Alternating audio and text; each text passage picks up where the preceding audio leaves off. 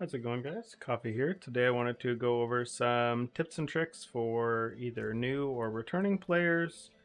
These are going to be some things that are basically going to be recommendations to either save you some time or kind of make you a little bit more efficient with things you're doing. The first thing I wanted to go over is resetting the dungeon from town. What this does, so let me go ahead and show you an example here. If you are, say, in a dungeon here, and you were to fully clear the dungeon and you are at the end of it and your inventory is full and you need to go back and you need to actually vendor stuff, the most efficient way to do things that I recommend is if you are, say, in the dungeon here, we make our portal here, imagine we're at the actual end of the dungeon and we were to actually take our portal back to town, vendor our stuff. If you have this portal up, this works for nightmare dungeons as well. Well, I guess it doesn't matter now because you can teleport directly into them. But if you have this portal up here and you hit L here in order to reset your dungeon here, you can reset the dungeons here. And then after you have vendored all of your loot and whatever you need to do, if you click to go back to the portal here, this will take me to the very entrance of the dungeon. And it's going to be a new fresh instance. So you can use this to save yourself a loading screen so that you're not having to like go to the entrance, reset the dungeon, and then go to town. You can go to town and then reset the dungeon from there and then take the portal straight back, and it's going to take you right back to the entrance instead of where the portal was at the end of the dungeon. In regards to dungeons, the same thing goes in regards to for if you want to level very efficiently after you've finished the necessary things that you want for your codex for your character. My recommendation is to just find one dungeon and basically spam the first portion of the dungeon here. The best one right now that I think most people kind of agree on is Domhainne Tunnels. For this, it has like a kind of nice little square. You kind of go in there, you kind of end up killing the packs of mobs between all of your front rooms, and then you just hit control to bring up your scroll wheel here and you go to leave dungeon, and then as soon as you're outside you hit L and you click reset dungeons and you go ahead and go back in, and you just rinse and repeat that for some fast leveling early on. Next thing in regards to things are going to be the recommendation to while you're leveling is going to be salvage all items. Pretty much I don't recommend selling any items for gold until you need gold. Because items are going to be, they start being worth a lot more as soon as you get upwards into T3 and T4. You're better off just salvaging all of your items for mats early on so that you have plenty of mats in order to upgrade and in order to craft aspects onto your gear very early on. Because later, again, you'll be able to be getting, like, you'll be vendoring your inventory for, like, hundreds of thousands of gold every single time you come back from town, versus if you were to do it when you're at low level, you're going to be getting, like, under 10,000 or under 20,000 gold. So you're literally going to be getting 10 to 20 times more gold if you just start vendoring stuff later in the game instead of salvaging it. So if you salvage everything early on, then you're going to have all the materials you need moving forward. Speaking of materials, in regards to crafting elixirs and gathering materials, you always want to be gathering things, but if you end up short on anything in here, you can always go to the refine resources here, and you can use this to trade a resource that you have more of into something else. So say we wanted to, again, I wanted to trade for some extra galavine, I can trade any of my other herbs for galavine here. And then for this, same thing goes. You can always basically always recommend ensuring that you have elixirs crafted. So just craft whatever you can. These iron barb and third eye elixirs are going to be really cheap to make. So I recommend always kind of crafting these and ensuring you have some elixirs going.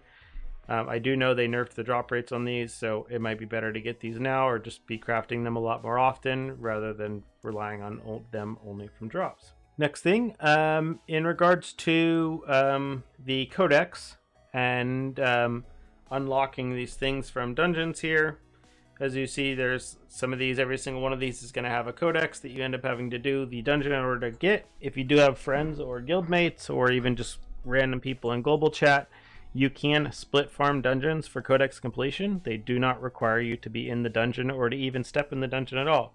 So typically what my friends and I have been doing every league is, as we start, we will split out between zones, and then we will basically split farm codex completion. So we'll sit in a party of either 2 to 4 players, and each of us will be doing a different dungeon. And then when we complete those dungeons, the other person will get the codex completion credit for it, even though they haven't stepped in the dungeon. In regards to codex stuff as well, if you do have specific aspects that you do need for your build early on, you can always hit O and go to collections here, and you can go to the Codex of Power, and this will show you the full list. You can filter this by your class or by seasonal if you want, and then you can kind of see what you don't have unlocked here, if there's something important that you need. So say you needed this Ghost Walker aspect here.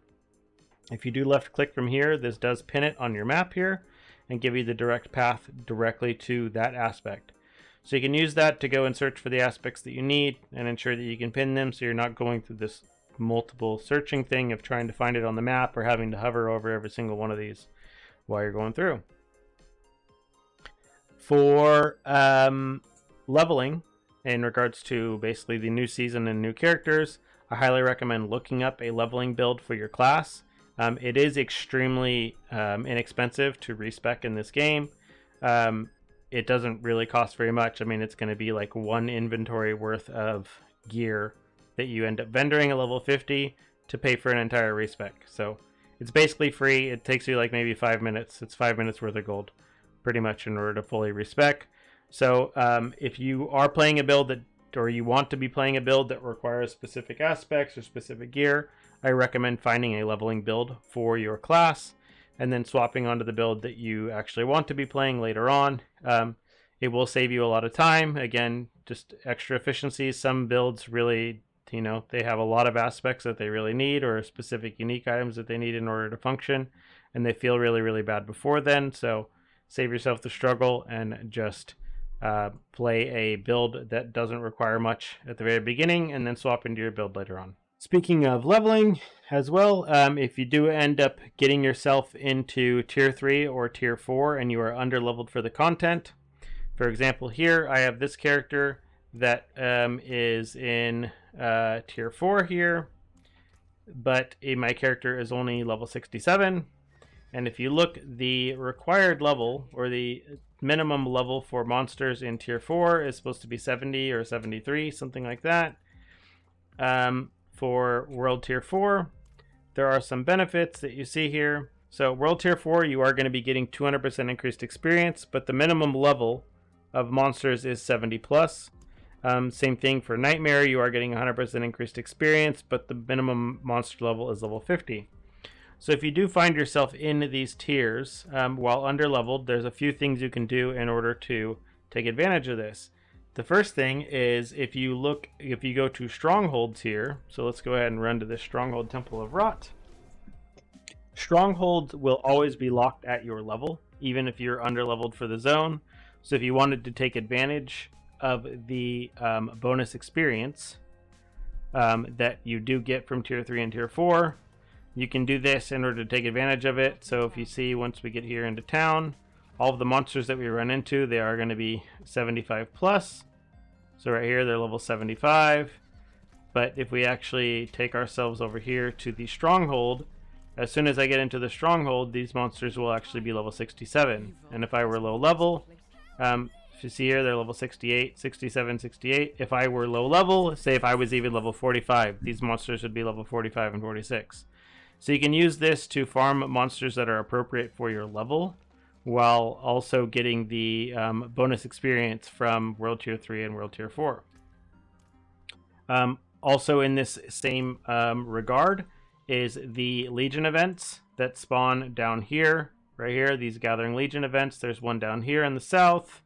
There is another one up over here, right in this area, right here in Dry Steps. These Legion events can be done even if you are extremely underleveled for the content. Just being nearby will get you credit. So even if you end up dying, or even if you can basically not really do any damage to the mobs at all, just being nearby and doing basically anything, you will get experience for the event, and you'll get a significant amount of experience. I'm talking you'll be getting 2 to 3 levels or more from these if you go in these a little bit early. You can go there to basically help you get some extra levels while you're underleveled for the content. If I were to do this event even at 67, I'd be getting at least 1 level per Legion event right now. So it's really, really good at helping get you caught up if you are behind in levels for the tier that you have unlocked. The same thing can be done for world bosses as well. You can still get some really, really good loot out of that. So definitely go to the world boss, even if you die. I mean, you pretty much just need to touch him once with anything, and you will get credit for it. So definitely go and take advantage of that, and don't miss out on the great loot and experience. Also, in regards to this, checking vendors. I highly recommend that you check the vendors pretty much every time that they reset. They do have the same loot. It doesn't matter which zone you're in. They are going to be the same vendor loot depending on whatever city you're in. You don't need to bounce between the cities, but the vendors' rewards or the vendors' items do. They are on a rotating timer here, so you can see the next stock delivery here. It's going to change about every hour. And you can see here some of the items that they do offer are extremely, extremely good. So it's highly recommended that you do search through these and ensure that you're checking them while you're leveling, because you will find plenty of upgrades on these and plenty of items that are going to be really, really good for your build. And then, you know, because of the crafting system in the game, you only need to find something that has 3 good mods, right? It doesn't need to be perfect. It only needs to have 3 out of 4, and then you can basically fix the item in order to get the last one that you need. Last thing in regards to the Tree of Whispers quests, I highly recommend you do these Purify Siege of Hatred quests for Tree of Whispers. These events take maybe a minute to a minute and a half each to complete. You only need to kill 1 monster in order to get some Seeds of Hatred, and then you go to these Altar of Extractions here. You'll start the event. It'll be maybe 45 seconds of monsters coming to try to attack you, and you pretty much just run around in a circle. You don't actually have to PvP anybody. If there is even PvP anywhere near, you can always just go to one of these altars that's further away. People typically won't bother to mess with you. I've died in PvP maybe 1 or 2 times ever. So it's not something you really need to be worried about. And these Purify Seeds of Hatred quests, there is going to be 1 for each of these zones typically. So you can typically get away with getting this in order to get 6 out of 10 completion on your Tree of the Dead quest pretty much right away. And then from that, other than that, you know, you pretty much just try to focus on some of the easier kill quests while you're fresh to a tier and you're a little under leveled or a little under geared, and that really helps to get you going. If you have any other tips or tricks that I didn't cover, leave them in the comments down below, or if you have any questions, leave them down below and I'll be more than happy to answer them. And other than that, see you in the next one.